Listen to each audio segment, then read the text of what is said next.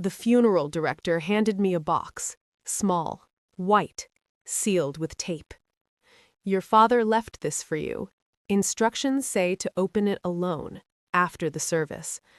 I waited until everyone left, sat in my car in the funeral home parking lot, opened the box. Inside, a single piece of paper, handwritten, my father's shaky script from his final weeks.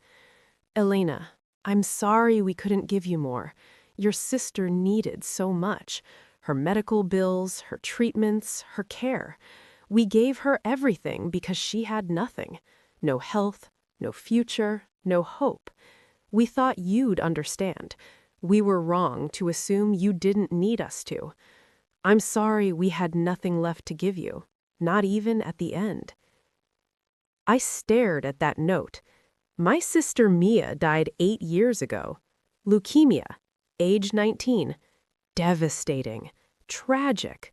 We spent everything trying to save her. But after she died, there was me.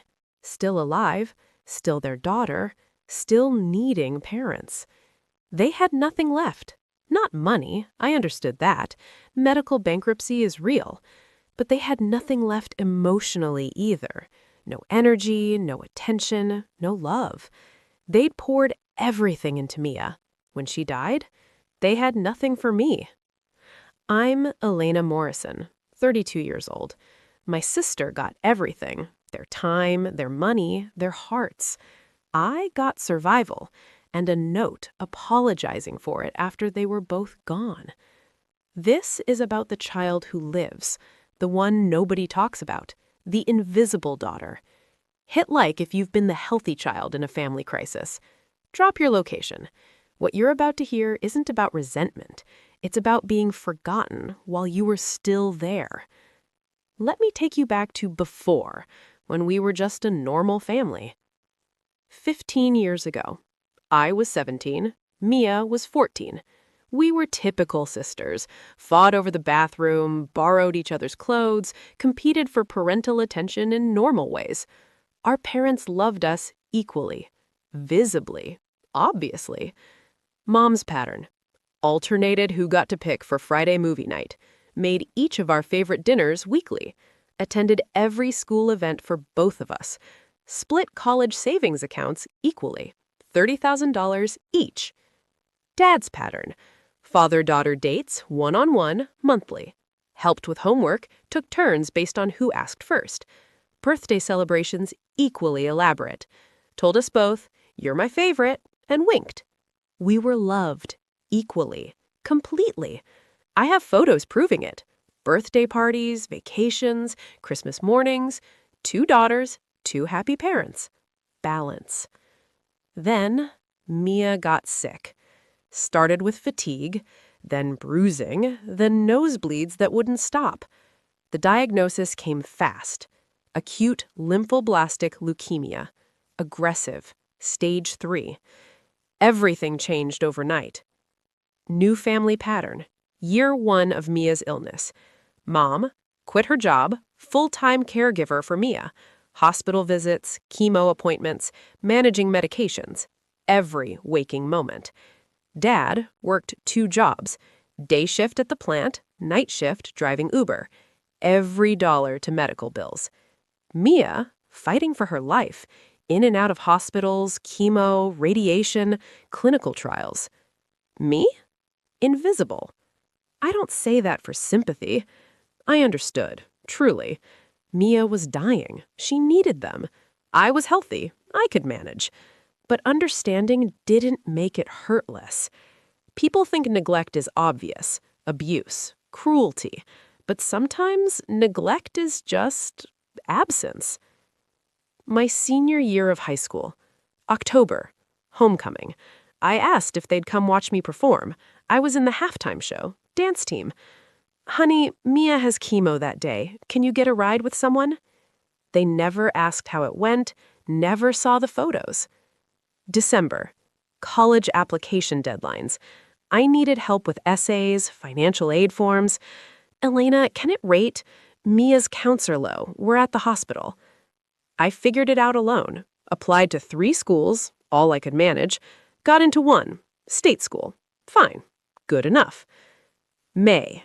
Acceptance letter arrived. I was excited. Mom, Dad, I got into state. My mother barely looked up from Mia's medication schedule. That's great, honey. Didn't ask about my major, my plans, my feelings. My father said, we'll talk about costs later. Not sure what we can afford. Graduation.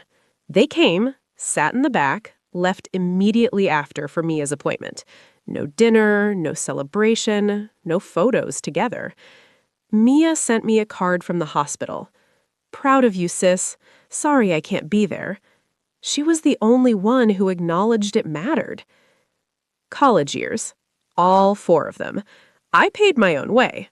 Loans, work study, scholarship as I found myself. That $30,000 college fund they'd saved? Gone. Medical bills. I understood. Leukemia costs hundreds of thousands of dollars. Of course they spent it. Mia's life mattered more than my tuition. But they never even told me they'd used it. I found out when I asked about accessing it freshman year. Oh, honey, that's gone. Medical bills, you understand. I did, but a heads up would have been nice. 4 years of college. Parents visited Mia at the hospital weekly, a 2-hour drive. Parents visited me at college 0 times, same distance. Parents called Mia daily, checked on her health, her spirits. Parents called me maybe monthly. Everything good? Great, we have to go. I wasn't being dramatic. I tracked it in my junior year, counted. Mia, 347 phone calls from parents over 1 year. Me, 23 phone calls from parents over 1 year. I wasn't dying, so I didn't matter as much. Simple equation. Year 6 of Mia's illness. The worst year. She relapsed. Hard. The leukemia came back aggressively. Her body was failing. She was dying. My parents stopped pretending to balance, stopped trying to include me. Everything was Mia. Every conversation, every thought, every moment. I graduated from college that May, with honors. They didn't come. Mia was in the ICU. I understood, truly, but I also grieved, alone. The life milestone they'd miss, the moment that mattered. August. Mia died. 19 years old, surrounded by family. Peaceful, they said. She fought so hard. The funeral was huge. 300 people. Everyone loved Mia. Everyone knew her story. The brave girl, the fighter. I delivered the eulogy, talked about her courage, her humor, her love. I meant every word. But inside, I was thinking, I've already grieved. For 6 years. Not for Mia, for my parents, for the relationship we used to have, for being seen. People think grief is the hardest part. Sometimes what comes after is worse. Immediately after Mia's death, my parents collapsed, understandably. They'd spent 6 years fighting for her life. She died anyway. The grief was complete, total, devastating. I tried to be there, for them, for us. We still have each other. We're still a family. My mother looked at me like I'd said something cruel. How can you say that? Mia's gone. I know. I miss her too. But we're still here, aren't we? You don't understand. She turned away. Couldn't look at me. I didn't understand what? That I wasn't enough to live for? That losing Mia meant they'd lost everything even though I was still alive? 6 months after Mia's death, I got engaged to David. Wonderful man. Met in college. Loved me. Supported me. I called to tell them. Mom, Dad, I'm engaged. David proposed. My mother's voice was flat. That's nice, dear. Will you meet him? Come to dinner? We're not really up for that. Maybe later. Later never came. They met David once at the wedding. Showed up, sat in the front row, left early, didn't smile in any photos. My wedding day. 200 guests, everyone celebrating, except my parents, who sat in the front row looking like they wished they were anywhere else. During parent dances, my father shuffled mechanically through our dance, didn't make eye contact, didn't speak. My mother declined to dance at all. I'm not feeling well. They left before the cake, didn't say goodbye. David asked gently, "Are they always like this with you?" Since Mia got sick, yes. I built a career, became a physical therapist, good at it, helped people. Got married, had a daughter, named her Sophia. Beautiful, perfect. Their granddaughter. My parents met her exactly 3 times in 5 years. I drove to them, 4 hours each way, for every visit. They never asked about her milestones, never called to check in, never remembered her birthday. Meanwhile, Mia's room stayed frozen. Shrine, untouched, photos everywhere. Her birthday celebrated annually. Mia would have been 27 today. I was 32, alive, present, invisible. Last year, both parents died. Dad first, heart attack, sudden. Mom 6 months later. They said, broken heart, couldn't live without him. Without Mia's memory. Could live without me, though. That was clear. The funeral, the note. That's when I got the box. The note, the apology. We gave her everything because she had nothing. You had everything. I had everything? I had survived. I could function. I had resilience they never taught me. I learned it through neglect. I didn't have parents. Not really. Not for 15 years.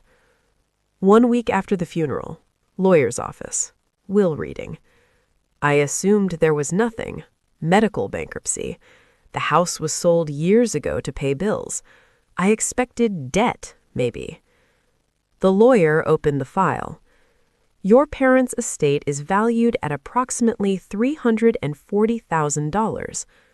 I nearly fell out of my chair. What? After your sister's death, they received a settlement, medical malpractice. The hospital made errors during treatment. They settled for $500,000.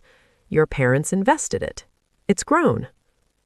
$500,000 after Mia died, while I was being ignored, while they couldn't afford to visit me, while they declined to be involved in my life. They had money. They just didn't spend it on me. The lawyer continued. Per the will, the entire estate is designated as follows: to be donated to the Leukemia and Lymphoma Society in memory of Mia Morrison, our beloved daughter who fought so bravely. Every penny to charity in Mia's name. I got nothing. Again. Wait, I interrupted. Nothing to me? I'm their only living child. The will states all assets go to charity.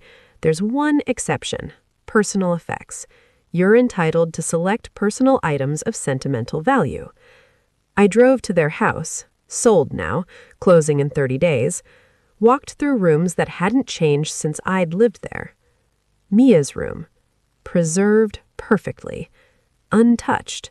Her childhood bed, her trophies, her photos.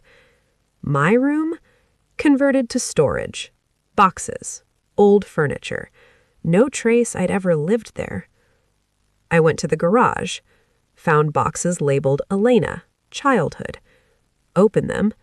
Baby photos, record cards, my diplomas, high school, college, achievement awards, dance recital programs. Evidence I'd existed. I'd achieved things. I'd mattered. All boxed up. In the garage, while Mia's room was a shrine.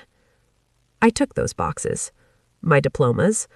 A photo of all 4 of us before Mia got sick, when they loved both of us. left everything else. The charity got $340,000. I got a box of forgotten memories. That was 6 months ago. I've been in therapy, processing, understanding. My therapist asked, "Do you resent Mia?" Never. She didn't ask to get sick. She didn't choose this. She was a victim. Do you resent your parents? That's harder. I resent that they couldn't see me, that I became invisible, that even after she died, they couldn't love me enough to stay. What do you need to heal? Acknowledgement that I mattered, that being the sane child doesn't mean you don't need parents, that survival isn't the same as thriving. I'll never get that acknowledgement. They're gone, and they left me nothing. Not money. I have a career, I'm fine. But nothing emotional. No words of pride, no recognition.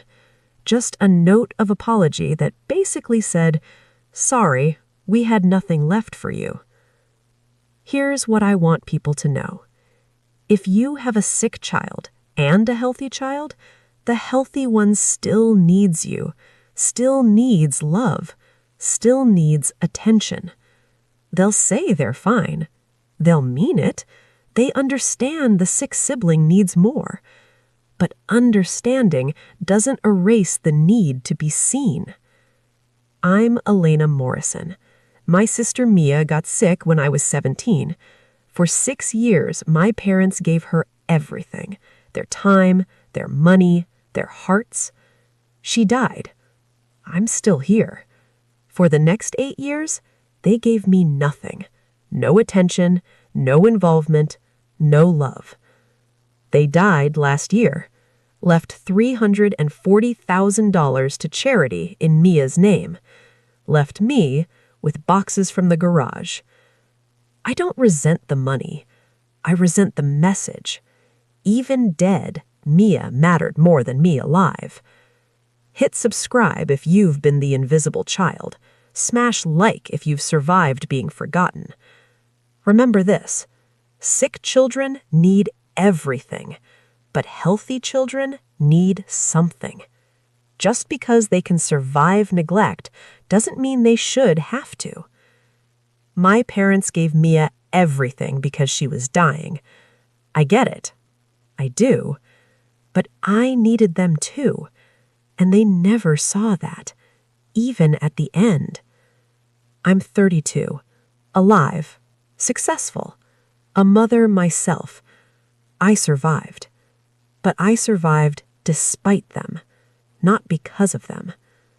And that note, that apology, didn't change anything, because sorry doesn't replace 15 years of being invisible. I was their daughter too. I just had to remind myself of that, because they forgot. The invisible child, who survived, who thrived, who still needed parents. I'm here. I matter, even if they never saw it.